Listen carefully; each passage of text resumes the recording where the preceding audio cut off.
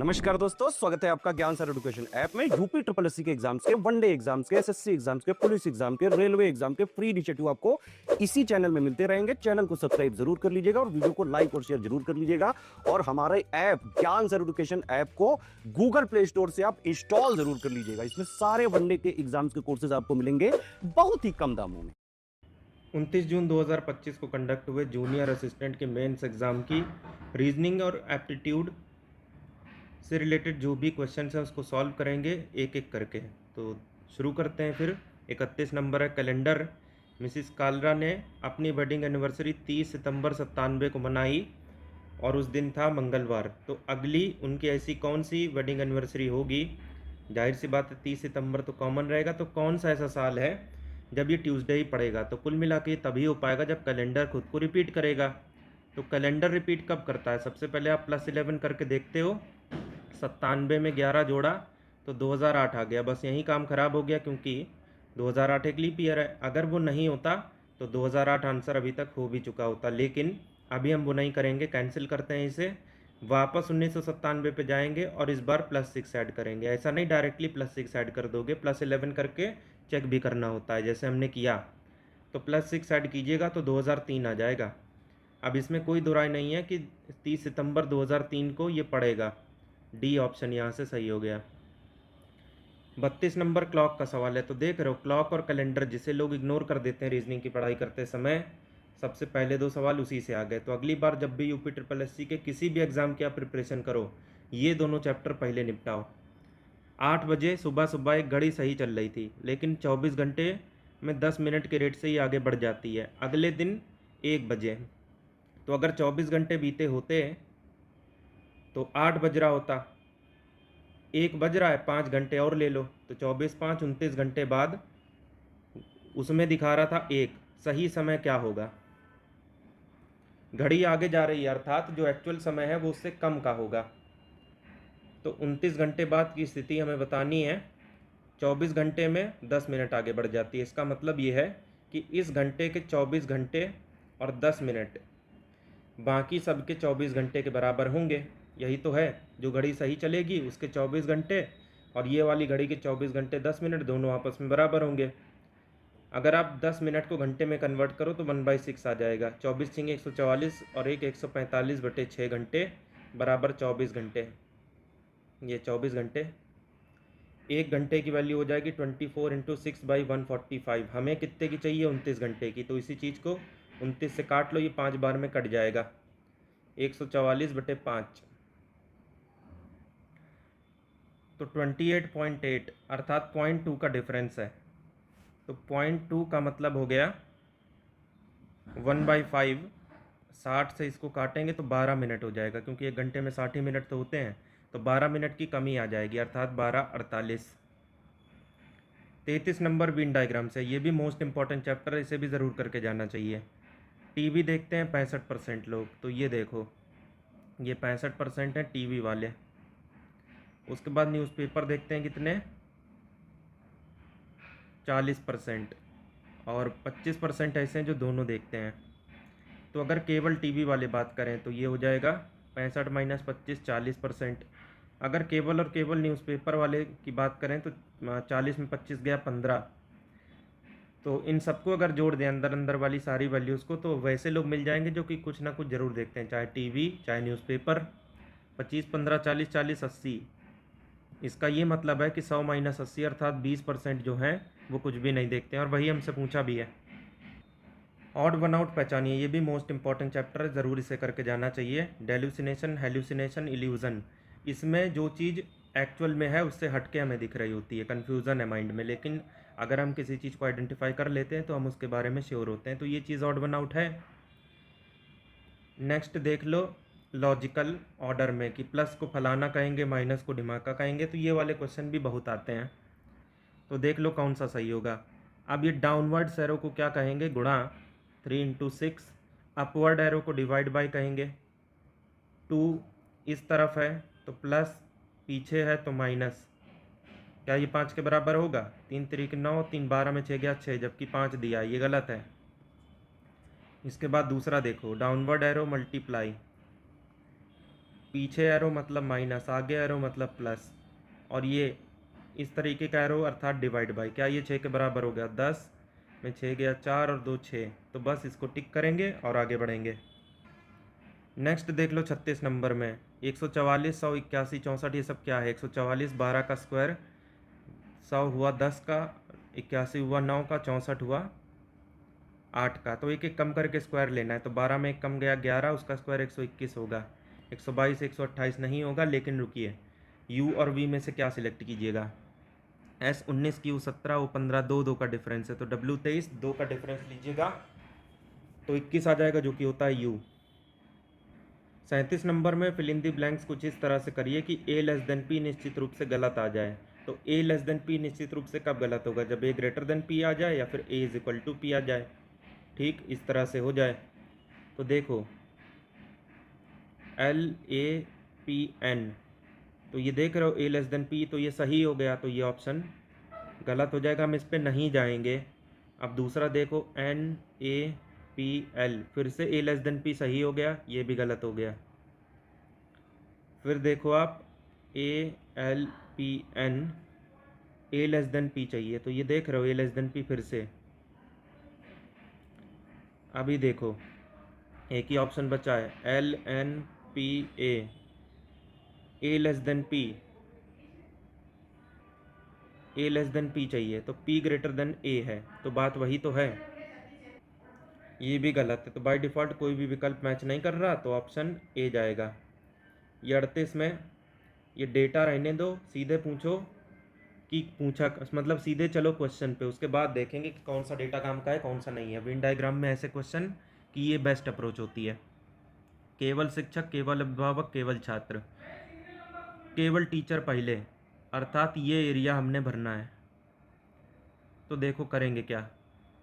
35 15 50 60 70, तो 70% है, और हमें ये दिया नहीं है कि बाकी के जो लोग हैं 30%, उनका क्या क्या कहानी है।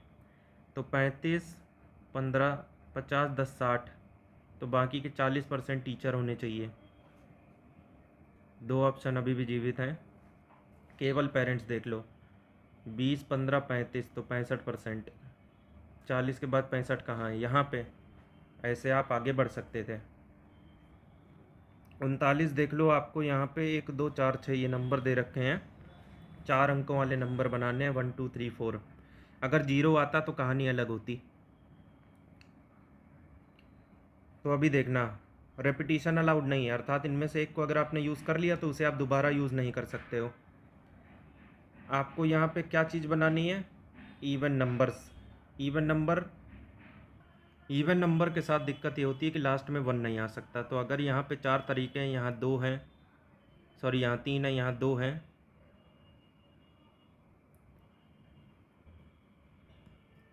तो देखो करेंगे क्या? फिर लास्ट वाले डिजिट को पहले फिक्स करेंगे, क्योंकि वहाँ एक छोड़ के बाकी सब आ सकते हैं। तो ये 3 हो गया, यहाँ 4, यहाँ 2, इसका एक ही तरीका है। इसी चीज़ का उल्टा कर लो, कोई प्रॉब्लम नहीं है, लेकिन हर स्थिति में आप देखोगे कि तो आप फिर गलती कर रहे हो, फिर वही वाला केस ले रहे हो कि लास्ट में 1 आ जाएगा। तो लास्ट में 1 नहीं आना चाहिए, फिर क्या आना चाहिए? तो जो इसे करने का एक्चुअल तरीका है वो करते हैं। 4 डिजिट हैं, अब इसमें क्या क्या आ सकता है? 1 छोड़ के सब आ सकता है, तो इसे भरने के 3 तरीके। अब यहाँ देखो 4 नंबर थे, एक यूज़ हो चुका, बाकी कितने बचे? 3। तो 3 में से कोई भी इस वाली पोजीशन पे आ सकता है, तो रख दिया। 4 नंबर थे, 2 ख़त्म हो गए, 2 बचे। अब इसे भरने का 2 तरीका, अब इसे भरने का एक ही तरीका। 3 3 9 दूनी 18 नंबर ऐसे बन जाएंगे। नन ऑफ दीज यहाँ पे होना चाहिए। डर्मेटोलॉजी का संबंध त्वचा के साथ। एंडलॉगी का सवाल है, मोस्ट इम्पॉर्टेंट है। यहाँ पे यूपी ट्रिपल एस वालों की दाद देनी पड़ेगी कि एट रैंडम यहाँ पे PNC का सवाल उठा लिया, परमुटेशन कॉम्बिनेशन का। ऐसा भी हो सकता था प्रोबेबिलिटी का उठा लेते। तो दोनों आप चाहो तो कर सकते हो।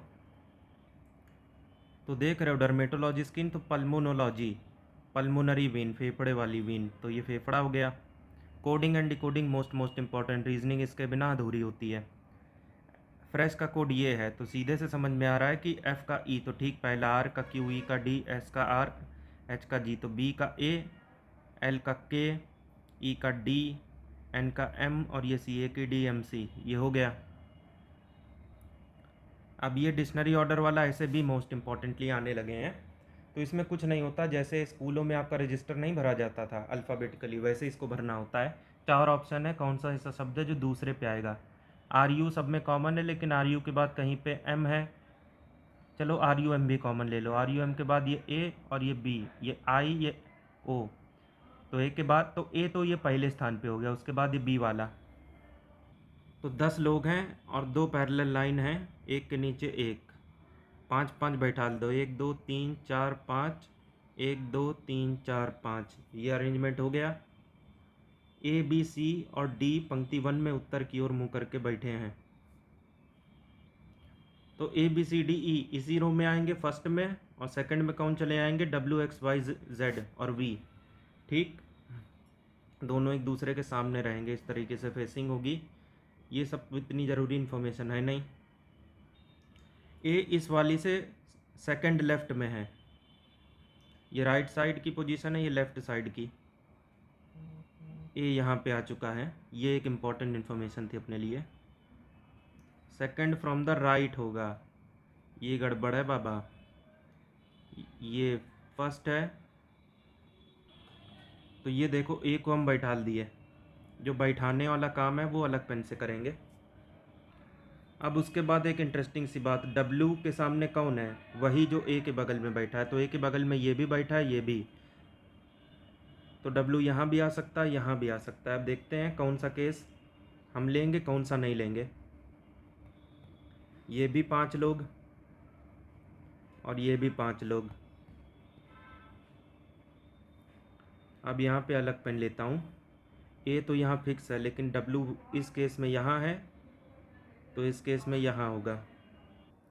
वैसे एक चीज़ आपको बता दें कि ये सब साउथ फेस कर रहे हैं ऐसे, और W होगा ऐसे। अभी देखो एक इम्पॉर्टेंट बात, X कहाँ बैठा है, W के थर्ड राइट में, तो W का थर्ड राइट अगर आप यहाँ से लोगे तो आप नहीं ले पाओगे, ये केस ही ख़त्म हो गया। चलो बढ़िया हुआ, फर्स्ट सेकंड थर्ड ये X हो गया, 3 लोग फिक्स हो चुके हैं।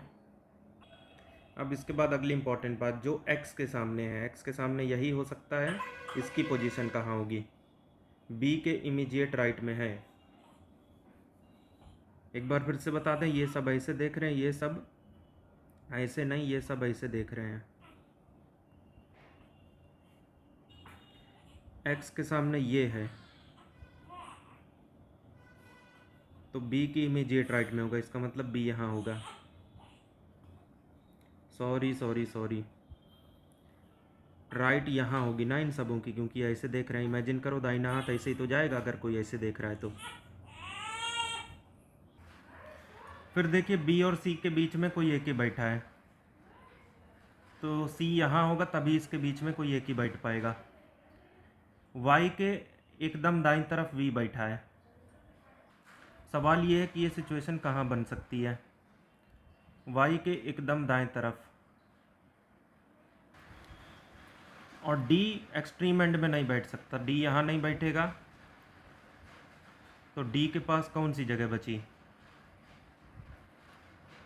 D के पास यही बची, A B C D E, ये हो गए सारे, क्योंकि क्वेश्चन में बोला गया A B C D यहाँ आएंगे, बाकी सब यहाँ आएंगे, ठीक।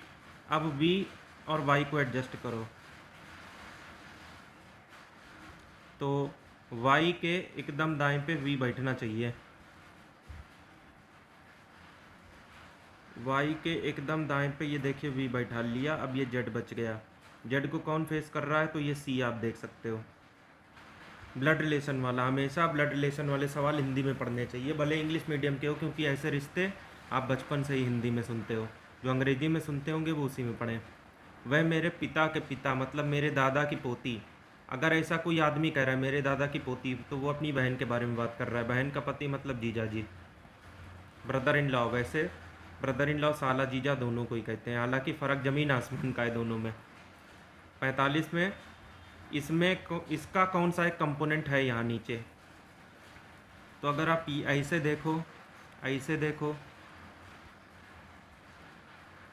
उसके बाद ये मिल गया ना डी वाला। और कोई रीजनिंग का है क्या? तो नहीं। तो बस इतने ही सवाल थे, सारे हमने आपको सॉल्व करके बता दिए। बाकी जीएस वाली आंसर की ज़रूर देखें आप।